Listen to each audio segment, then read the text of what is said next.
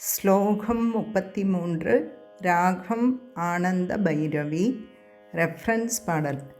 நீ இல்லை என்றால் வெயிலும் இருக்காது, அடமழையும் இருக்காது. சிங்கார வேலவன் வந்தான், ஸ்மரம் யோனிம் லக்ஷ்மீம் ஸ்மரம் யோனிம் லக்ஷ்மீம் த்ருதயமிதமாதோ தவ மனோஹோ த்ருதயமிதமாதோ தவ மனோஹோ நிதாயைகே நித்யே நிதாயைகே நித்யே நிரவதி மகா போகரசிகாக நிரவதி மகா போகரசிகாக பஜந்தி த்வாம் சிந்தாமணி பஜந்தி த்வாம் சிந்தாமணி குணநிபத்தாட்சவலயாக குணநிபத்தாட்சவலயாக शिवाग्नौ जुह्वन्तः शिवाग्नौ जुह्वन्तः सुरभृकृतधारा हुतिसतैः सुरभृकृतधारा हुतिसतैः स्मरं योनिं लक्ष्मीं तृतीयमिदमादौ तव मनोः स्मरं योनिं लक्ष्मीं धृतयमिदमादौ तव मनोः निदायैके नित्ये निरवधि मगा भोगरसिकाः निदायैके नित्ये निरवधि मगा भोगरसिकाः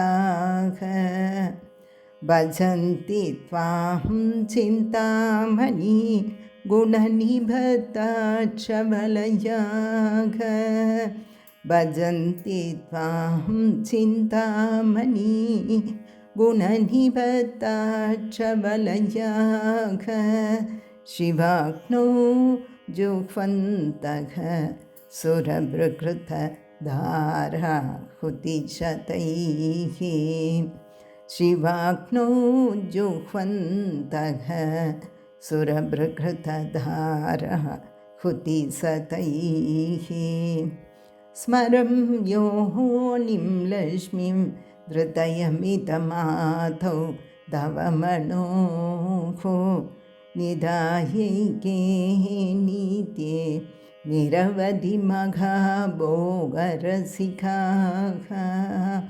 स्मरं योनिं लक्ष्मीं धृतयमिदमादौ तव मनोः निदायैके नित्ये निरवधि मघा भोगरसिकाः भजन्ति त्वां चिन्तामणि गुणनिबद्धाक्षवलयाः शिवाग्नौ जुह्वन्तः सुरभृकृतधारा हुतिसतैः भजन्ति त्वां चिन्तामणि गुणनिबद्धाक्षवलयाः शिवाग्नौ जुह्वन्तः सुरभृकृतधारा हुतिसतैः स्मरं योनिं लक्ष्मीं तृतीयमिदमादौ तव मनोः निदायैके नित्ये निरवधि मघा भोगरसिकाः भजन्ति त्वां चिन्तामणि गुणनिबद्धाक्षवलयाः शिवाग्नौ जुह्वन्तः सुरभृकृतधारा हुतिसतैः स्मरं योनिं लक्ष्मीं धृतयमिदमादौ तव मनोः निदायैके नित्ये निरवधि महाभोगरसिकाः भजन्ति त्वां चिन्तामणि गुणनिबद्धाक्षवलयाः शिवाग्नौ जुह्वन्तः सुरभृकृतधारा हुतिसतैः.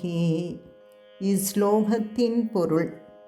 ஹே தேவியே, உன் பஞ்சசதாட்சரி மந்திரத்தின் முதலில் காமபீஜமான க்ளீம், புவனேஸ்வரி பீஜமான ஹ்ரீம், லக்ஷ்மி பீஜமான ஸ்ரீம் ஆகிய 3 அச்சரங்களையும் சேர்த்து இடைவிடாமல் ஜபித்து அதன் மகிமையை உணர்ந்த சிலர் தொடர்ந்து ஜபம் செய்து சக்தி முக்கோணத்தில் உள்ள அக்னியில் காமதேனு தந்த நெய்யை போன்ற மனமகிழ்ச்சியை கொண்டு எண்ணற்ற அர்ப்பணங்களை செய்து ஆராதித்து வருகிறார்கள்.